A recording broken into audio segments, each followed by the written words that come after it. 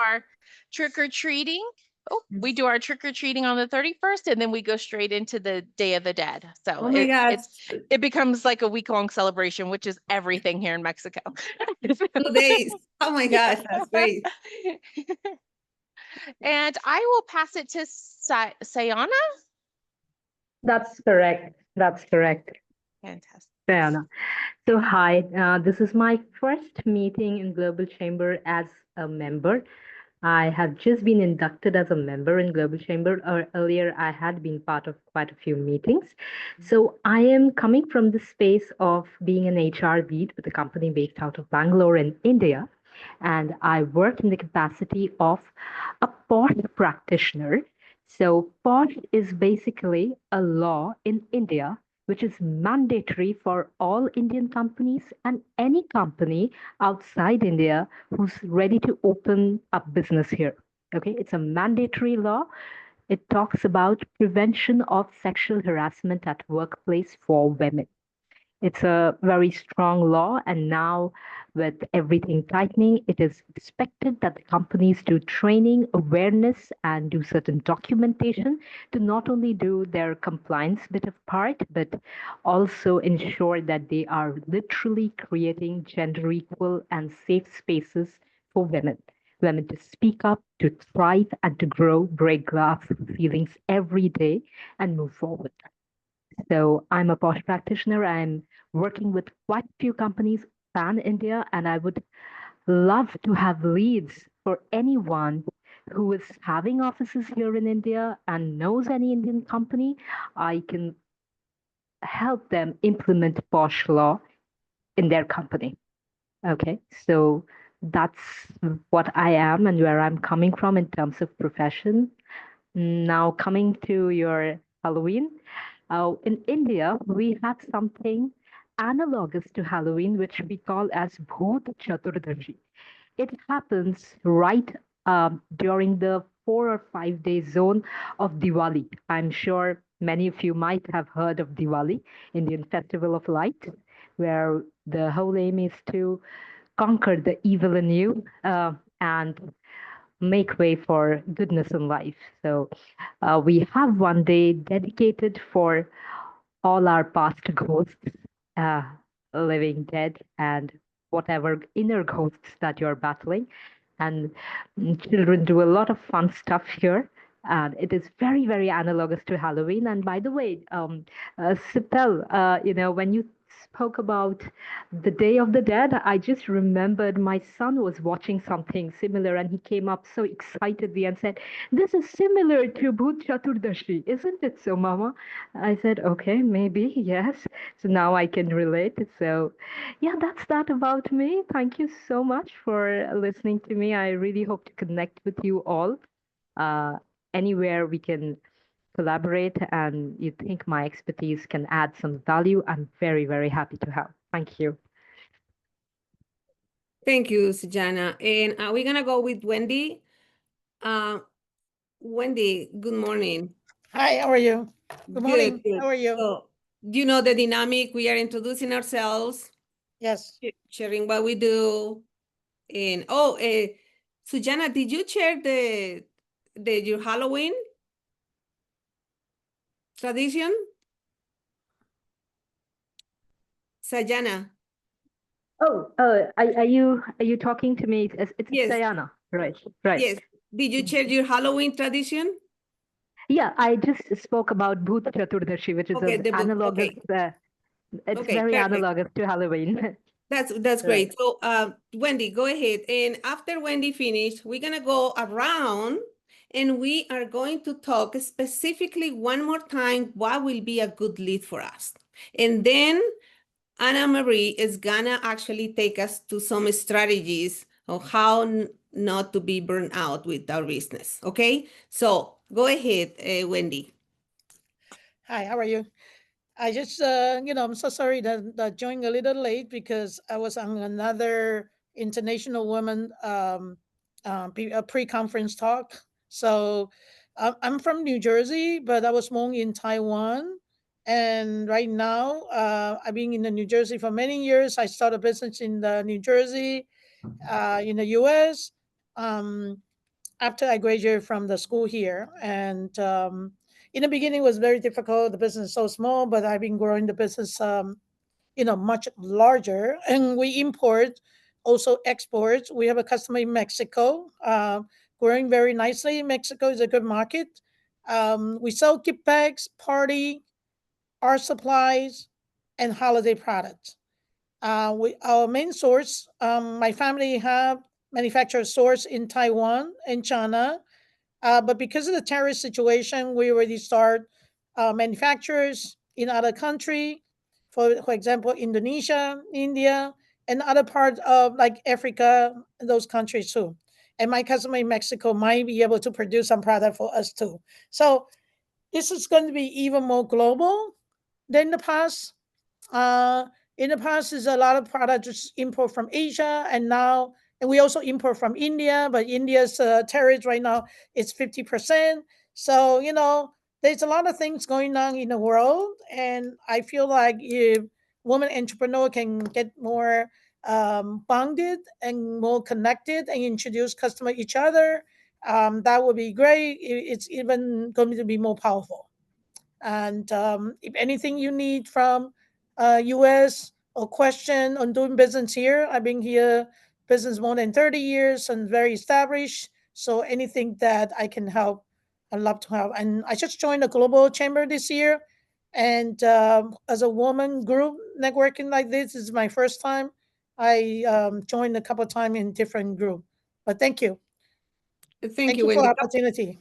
Absolutely. Couple things. What will be a good lead for you? Be specific with that. And also, what was your tradition of Halloween when you were little? Yeah. Yes. For example, like in Taiwan, right? Mhm. They don't have a Halloween, but in the US, Halloween is part of my product. We sell to major chain store here. Mm. The tinsel garland, the decoration on Halloween. So if next in the future, everybody can see my showroom. My showroom is right here, and then you'll be able to see a lot of different products.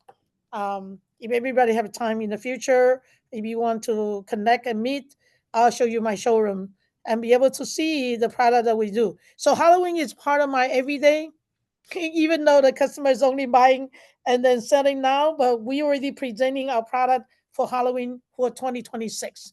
So Halloween tradition basically is fun, especially in the US, and I'm in New York area, is fun. It's really, really fun. If you come to New York, you have to see Halloween here in Soho, in all these places. It's a lot of crazy things that you never think of. So if we have a request for a specific costume, we can contact you. Maybe you can help us out. Yes, that's why I give you some idea. I don't sell custom, I sell decoration. Okay. Yeah. Thank you, Wendy. Thank you.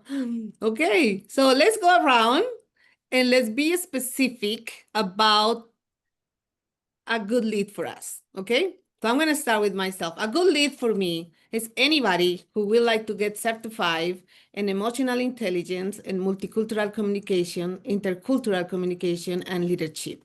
I want to pass it to Julia. Yeah, a good lead for me is a smaller, medium-sized business owner who wants to get more out of their business or just wants to get more traction, get a grip on their business. And specifically East Coast US or in Europe. Thank you. You're going to pass it to someone? And I'll pass it again to Jennifer. Thank you. Yeah, so a good lead for us would be really anyone. We work globally, so anyone who would be interested again, whether it's a SME or a creative or even a larger brand interested in reaching kind of the nuanced marginalized markets that we support, and whether that would be through working with us across media or technology, looking for positive visibility, but also anyone interested in collaborating. So yeah, just to build that collective growth or impact as well. Thank you, Jennifer. You want to pass it to someone? Yes, I'll go back to Anne-Marie again. Thanks, Jennifer. A great lead for me is a healthcare practitioner running their own practice. They've got it off the ground. They're 2 years in business and they're starting to want more time out of the business. They feel like they're consumed by the business. They're not getting the time off. They don't have any headspace freedom and they want to look at how they can grow, but they're at the early stage of feeling a bit burned out. And I will pass to Wendy. Oh, hi. A good lead for me will be a retail chain. I would like to sell to all the retail chains. For example, we sell to Kroger here in the US, TJ Maxx, Home Goods, Burlington, all these people. So I would like to do the same globally and selling to a retail chain globally. That would be a great lead for me. Thank you. Thank you. Let's go with Sipele. Thank you. So anybody that wants to consume liquid collagen, anybody that would like to sell liquid collagen in your own market area, that would be fantastic. And then on the global chamber side, anybody looking to do business or find connections in Mexico, please feel free to reach out. We'd love to talk to you. Thank you. Sayana. Mhm. Hi. So any lead that is useful for me is any Indian company uh, who's literally struggling to get the compliance right for equitable spaces for women and implement the POSH Act, which is a mandatory act for all companies operating in India. So any foreign company as well who's looking to open up office here in India also needs to follow this law. So I can help you create that, and that will definitely up your branding game as a equitable employer. Thank you. Thank you, Sajana. I think that this is very important to go around. When I have time, I do this with meetings, is to go around and really reframe what is a good lead for us. It's so important for us. Okay, so if I remember right now, okay, Wendy, so that what will be a good lead for Wendy? What will be a good lead for Sajana? What will be a good lead for Julia? So it's so good for us to have that in mind. I do see that, what is your name? I see a new face here, Priyaja. It's Pradnya. Okay, perfect. Yeah, So, Pratnya. would you like to introduce yourself? Tell us where Yeah. you are located. Hello. What have been. I just came home from my office. I'm so sorry for joining you a little late. And I'm from Mumbai, India. And I am having my two firms, which is one is commercial interior designing firm, which is we are doing commercial spaces, design and build. That is company name is Trimit Rachana. And the another, my life mission is Her Highness, where I guide women financial literacy to invest in a property. And the mission is globally, every woman should have her own home, that is nest. And for that matter, I guide financial literacy to each and every woman. So I have already started from India. Now I will be coming to UK in November, and then Greece in November, December first week. So I would love to connect someone who is there in UK that time. I would love to meet you, and I am conducting financial literacy program for women because I believe that every woman should have her own nest for herself and her family. Thank you very much. Okay, we're gonna actually now invite our friend here, Annie Mary. She's actually give us some strategies how to not burn out as a small business owner. So go ahead, take the floor, Annie Mary. Thank you.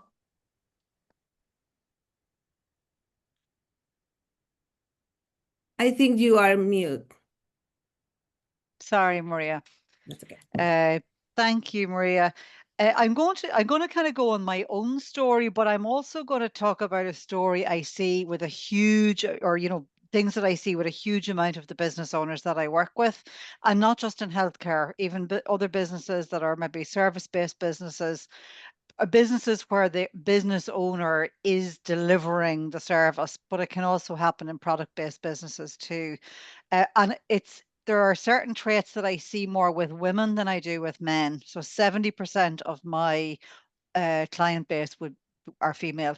It's not that I deliberately set out to target that. It's just that's what I attract. And I guess, there's aspects of healthcare that are predominantly female over male. So the first thing I would say is look at any tendencies that we have around perfectionism and being a people pleaser. They usually go hand in hand. So I was a perfectionist, a total perfectionist, and also a people pleaser, which meant very often I took on work that I felt I couldn't say no to. I took on work because maybe I thought it would be insulting to the person if I didn't work with them. So this was in my first business, which was corporate health screening. So going into companies doing health checks on staff. And the people pleaser as well in me also fed the perfectionist and vice versa. And that's a trait I see very much with women. We're trying to validate our worth. So we're working harder, we're doing more, we're giving the discount, we're going after the smaller, lower ticket work because internally we don't maybe feel as validated as we should. So that's definitely, those two traits are definitely something that I see hugely in women. I also see them in men, but more so in women. The other thing I think with women as well is, and it probably comes back to the validation piece, we tend to put other people's needs ahead of our own. So the husband's needs, the child's needs, the father, the mother, we're usually maybe predominantly the carers, etc., etc. And our own needs always come bottom of the not I shouldn't say always, 95% of the time, the people I work with, our needs come way below a lot of other tiers, maybe in the household or in the family. So it's about learning to appreciate why we're important too and why self-care is important. And by self-care, I don't mean going to the nail salon to get your nails done, having the massage. This self-care is something that took me probably a decade and a half to master. And it was around loving myself enough to give myself time, loving myself enough to say, you did a really good job, loving myself enough to not beat myself up for mistakes. And I made a lot of mistakes in the first, few years in business because I went into business really not knowing what I was doing. So that's what I mean by kind of the self-love and self-care piece. One of the exercises I always get new clients to do is the I am exercise. So blank piece of paper and write the words I am at the top of it. And normally when I get people to do that, the ams will be I am a really good daughter. I am a really good, I'm a mother, I'm a sister, I'm a nurse, I'm a business owner. But it's about actually who am I heart and soul? What makes me me? So when you dig deep into that, and it can be uncomfortable, that's also part of internal validation, which comes from a place of love and self-love rather than external validation, which comes from things like titles and stuff. So that I had to do a huge amount of work around that because when I went into business, I had a huge guilt around leaving the nursing profession. I was also made feel very guilty by any of my friends who were in nursing. And I had a guilt around wanting to make money, wanting to make more money than I would have had I stayed in my nursing job and more time off and, less long hours and things like that. So money paradigm could come into I always say our self-worth and our net worth will always go hand in hand. And it wasn't until I worked on my self-worth that my business actually grew in a way where I wasn't sacrificing everything in my personal life. The other thing then I would say is I've talked about the learning to say no. I've done a lot of training with Jack Canfield, and Jack is a great believer of saying no to the good so you can say yes to the great. So the bigger jobs, the higher ticket offers, so that you're not scrambling with all of this lower ticket work, and you can actually enjoy being paid what you're really worth. So I did a lot of my self development actually I did under Jack's mentorship, when I did a lot of training with him. And then the other thing is just the boundary, putting a boundary in place, making a decision to say, okay, so the boundary for me personally is I do not work weekends. I don't care if you want to pay me 50,000 for the day on a Sunday. I just simply don't do it. Um, because that's what I did before. So suddenly, I was going to the office on a Saturday morning, then it was I'll go to the office on a Sunday afternoon, just get ahead for the week. And it kept dipping and dipping and dipping into the weekend to eventually, where I never had any rest and relaxation out of the business. So I think taking at least one day, if not 2 days, out of your business, completely out of it, where you're not checking emails, you're not sending DMs or text messages, if fine to maybe journal and reflect, but you're not actually working in the business. I think that's actually really, really critical, because it does mean you can go into the week refreshed. And you're, some people I work with say, well, actually, I want a Monday and Tuesday off. I don't mind working a Saturday, and that's fine. But it's about having that dedicated rest, relaxation, and refresh time, so that you can continue to be creative in your business and actually and manage it better. So they would be the main things I would say, Maria. Wow, great points. Really appreciate that, because sometimes we just go, go, go, and we really forget about ourselves. Yeah. I think that you mentioned a few things that actually catch my attention. One, boundaries, you know, a Mm-hmm. people pleaser, Mm-hmm. guilt, Mm-hmm. um, really taking time to rest. I think that I totally Mm-hmm. see how by crossing all those boundaries, we can get really burned out. Mm-hmm. Thank you so much for doing that. Let's go around and let's share, what are you really doing right now for taking care of yourselves?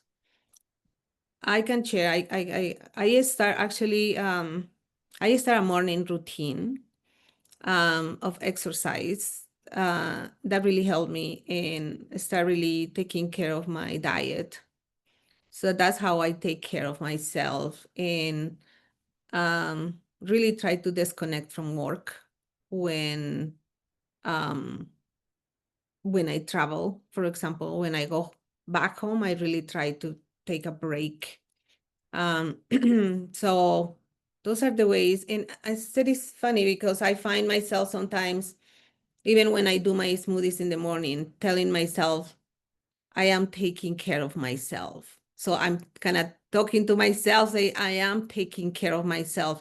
And just by saying that, it feels good. It feels good that I am doing something for myself. So I want to pass it to Jennifer. Jennifer, how are you taking care of yourself? I've actually just started swimming again. Yeah, so I was in Arizona for the summer. We're visiting my mother, who's in a memory care facility there, and it was great because we had an outdoor pool, and we always had an outdoor pool when I was a kid, um, in South Florida. And we don't have many pools here. We're on Dewey and Maria. No, you'll understand that, right? Um, Definitely. so yeah, right. And when you go to the leisure centers, yeah, it's very different. So but yeah, anyway, so I started to kind of carve out that time, which has been very difficult for me because yeah, I am very much the mask on everybody else. That's been the thing I've been really working on is, trying to carve out the time to do X, Y, and Z and not make the excuses, oh, but I have to do this instead, and oh, I have to have that done. So yeah, so I'm actually quite proud of myself. I'm only 2 weeks in, so I won't celebrate too much yet, but Go for but it. it's a start. But it's a start for sure. Yes. Okay. Yeah. So what about you, Anne Marie? Sorry, Maria, hopefully I didn't step on your toes there by kind No, of no, passing it. no, no, it's fine. Thank you, Jennifer. I think that doing any exercise is really good. And I'm so glad that you start Yeah. swimming back again. So good for you. Mhm. Good for you. Those Thank are you. the little things that we say, I love you, Jennifer, Yeah. Yes. Yes. Okay, Sipile, you wanna share? Yeah, Anne Marie, thank you. Cause yeah, I think you probably called us all out here. Just, I think I've been trying to make an effort. My birthday was a week ago or two, and I turned 45. And so I told myself this year I have to make some time for myself. I've got some babies to raise for another 18, 20 years. So, Yeah. uh, it's not the life I planned, but it's the life I get. And so I started, doing my little strength resistance training and trying to eat a little bit better for myself while I sit here with the mocha, balance. So, but yeah, I'm trying. I'm gonna try to get. I want to look the hottest I've ever been by the age of 50. That's my goal. So I got 5 years to make it work. That's really good. Julia.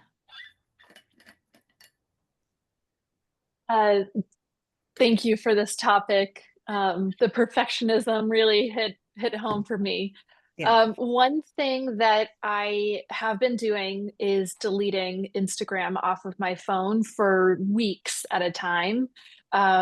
It's just, that dopamine slot machine game. I don't have any self-control once I get started, so I create the environment so I don't even have the temptation.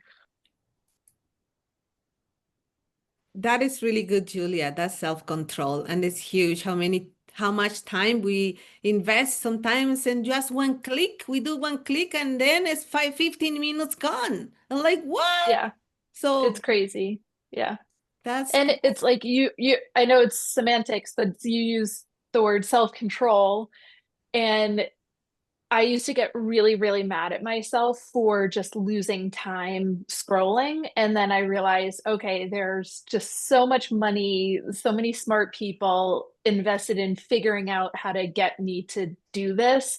And it's not about my self-control. So it's about the environment and participating. So give yourself a break, and delete apps that even for a couple days. yeah, absolutely. Thank you, Julia. That's a big one. Social media, man, and you're right. There is a whole industry behind our screens that are actually controlling where we go, what we like, how many times we do click where, how many times we come back to the same items. And then start getting all these in social media, just you look at purse, like, or whatever you look, you start getting that. So, yep, good for you. Sayana, what about you? How are you taking care of yourself? Well, it's really a busy schedule, but I thought I had to fight for my own space. And what I've started doing for the last 3, 4 months is I have started a reading club for children in my own community. And I teach kids to read as well as I keep supplying books, children books in there. And now I think I'm addicted to it. And that is one of my safe space where I yearn to be at least 1 hour, at least 4 days in a week. I get to read Alice in Wonderland with them or Harry Potter with them. And it's like reliving my own childhood, my own adolescence, my own teenager times. And those questions from the young minds, like crow putting pebbles to raise the water level up the brim to get the water, and they ask that why even put pebbles? You can just simply crack open the pot. Why did he do that? Those kinds of cute questions and navigating them, it feels so alive. So I'm doing that religiously. Very good. Good for you. Okay, Wendy, do you want to share with us how are you taking care of yourself? Yes. Try to sleep more. I always, stay up for the either business or doing many things in the night. So I'm trying to shorten the time and sleep more. I think sleeping is very important. And then also walk more. During the office time, really not too much walking. I probably could just walk about 1 or 2,000 steps, but I try to give more regularly, 7,000 to 10,000 a day. So walking and sleeping, this is what I'm trying to take care of myself. Walking and sleeping. That's a good one. I mean, walking and sleeping. That's great. I want to go back to something with Annie Mary that actually she said it's about guilt. What is it with us sometimes that we feel guilty when we put ourselves first? Mm. Why? Because we are not used to, because we come through generations where we put people first. So something to think about it, we're gonna go back to Annie Mary, before we finish the meeting, and before that, I want to really thank you for sharing with us those strategies, because I truly believe that if we take care of ourselves and invest in the self-worth, we can be successful. We can really do better in business. I really like when you said that, until you took care of yourself and you invest in this program that actually will be great if you put in the chat. What is the name? The Jack program? So I trained up to be one of his trainers, but if you want an absolutely brilliant all-around book, The Success Principles, it's the first book my first business coach gave me 18 years ago. So Jack retired this year actually at 80. So, but that book is a book I encourage every single one of my clients to read. It's called The Success Principles. Perfect. Thank you. Yeah, and it goes through it's a light touch into self-development, but it does, some of the principles do prompt you to question, okay, why am I doing that? Where does my thoughts go? Why is that behavior showing up? So it's really good. And also you mentioned something that catch my attention is earning money. Why do we feel guilty when we earn money? So money is a massive, massive paradigm. So I even see such a huge difference between my clients who are Irish, my clients who are UK, my clients who are US. You know, in Ireland, we came from a famine nation. So it's no shock we grew up with these beliefs that money was the root to all evil and money doesn't grow on trees. And we had, you know, because we grew up in a scarcity mindset. So how you grew up around money will largely program how you felt. So again, from my own story, I mean, I love my parents so much, but my parents were both public sector workers. My mum was a teacher, my dad was a librarian, so it was very much government, permanent, pensionable job. So when I went home and said, I'm going to leave nursing and start a business, and it was actually after one of Jack's programs I'd gone to, I think they thought I joined a cult. So they just couldn't get their heads around it. But so looking at how we grew up around money will have a huge effect on you know how we feel about money. But again, as I say, our net worth and our self-worth will go hand in hand. So I won't get what I want. I'll get what I believe I'm worth. Wow. But I've had to do a huge, and my money mindset, you know, even in COVID, I had to go back and do a lot of work around money mindset because there was a guilt for charging for online because I did everything face to face before COVID. So the money paradigm is still something that kind of creeps in for me. Well, seems to me that money is very tied with the belief systems also. Hugely. And you can do so much work. You can work, I mean, so many hours. You can have the best strategy for your business. You can have the best, you know, whatever. But if you still have some kind of poor image or self-worth or belief about around money, you will never make it. Is that right? Yeah. And when you're thinking about your pricing and your worth, think about the transformation that you bring to the people you serve, what their life looks like after they've worked with you versus what it looked like before. And I think particularly with women, that helps us depersonalize it, where it's suddenly not about us, it's about them. And we're actually more comfortable focusing on the other person. So that would be work I would do with a lot of my female clients who have a money block. That's a good, because you can change the mindset around. And by changing the mindset of providing a service, for example, you are providing something, then it's a lot easier. Because another person I've done a lot of training under is Bob Proctor. And Bob used to have a great line, God rest him, he's not with us any longer physically on this earth, but he used to have a great line that money goes where it's wanted. Sorry, it goes where it's earned, but it stays where it's wanted.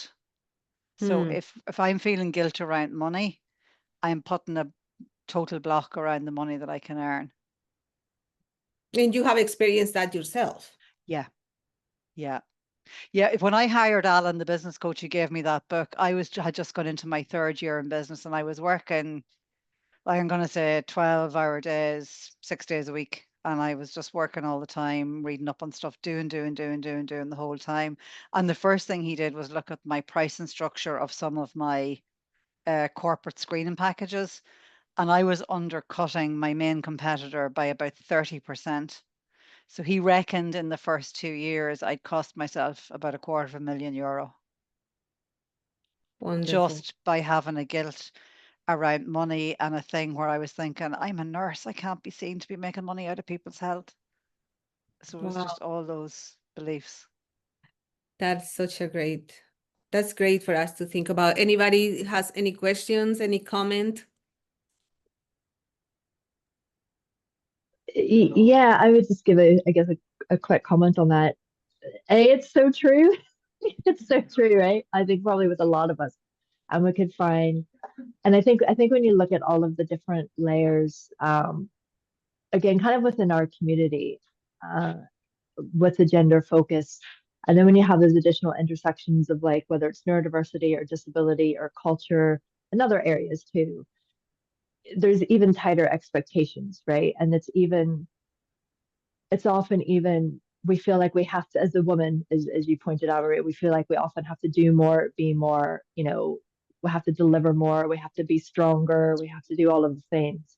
And then when we have those additional intersectionalities as well, it compounds even more so. So being a woman is just the one layer. And when we peel back and we look at all the other layers, within us that make us who we are, yeah, there's a lot of built-in challenges and barriers and things that we have to first overcome within ourselves before we can overcome those externally or change the narrative. If we don't change the internal narrative, we can never change the external one. So, but it's always a work in progress too. It's kind of like 5 steps forward, 2 steps back, yeah, at times. But yeah, so I very much identify with that, Ray, anyway. Yeah, I think it's so important for us to understand that we come from generations of, always putting people first. And so the work that we have to do, especially in businesses, it's a lot of work, and it start with ourselves. Lita, I did not see you before. Welcome, and we're gonna almost done with the meeting, but nice to have you. Where are you located? Thank you. I'm in Phoenix right now. I'm back and forth, Bogota, Phoenix, Italy. But right now I'm in Italy until December. Okay. And yeah, I was late, so that's why you see me. It's okay. Yeah, that's okay. But I'm amazed about this conversation. I love to talk about women, and I love to support women, and I love to have these conversations because I think these conversations are prohibited to us. We just go work, work, work, work, like Jennifer was saying, kids, work, husband, house. We just do everything, and we forget about me first. If I'm not strong, if I don't love myself and take care of me, I cannot give myself 100% to my family because at the end, my children, my family pay the consequences. And then when you get to my age, you realize that, oh gosh, I could have done this, but it's a cultural establishment. This is cultural rules that this is what you are. And then to break those rules, we have to educate ourselves and understand that we are just another human being that have rights, responsibilities with ourselves first. Responsibilities. My responsibility is take care of myself, physically, mentally, emotionally, educate myself intellectually, financially. We also talk about finances, and I love that topic because it's true. I work 4 times more than male will work to be where I am. I'm very successful right now, but it was not easy. And it was my own decision, my own commitment and concept about money. Yep. I think because I'm a woman, especially when I'm in the US, so I can hear. So as a single mom, I was with an accent, you name it. So I create that story to myself. I told my story. Nobody created. I did. You Lida, have an accent. You're a woman. You're single. That's why you had to charge less. That's why you didn't get this client. So I had to work on myself to say, I am like everyone and I'm better than many men intellectually this way. I deserve this money. I deserve to train myself. But it's not easy to break all those belief systems and cultural and family. absolutely. Yeah. Thank you so much, Lida. Thank you. Before I forget, please write your contact information in the chat box. And then before the meeting is closed, make sure to save the meeting so you have everybody's contact. So let's take 1 second and really let's put our contact information, because I think it's important that everybody have our contact information. Yeah,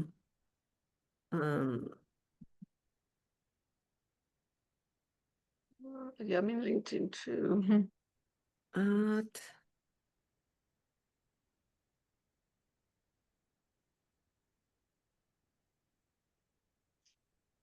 Okay, perfect.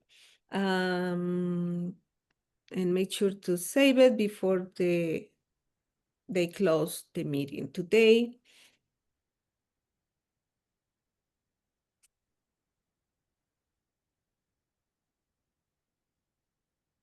And how do we save this?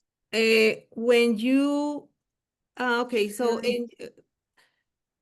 there are 3 dots in your screen, and one of those dots says save. So you just click one of, there is one that say save meeting information. No, this is all companion, record, transcript, captions, docs, notes, up, meeting info. Save up. No, go ahead to the chat. Go up to the chat. On the top, there are 3 dots.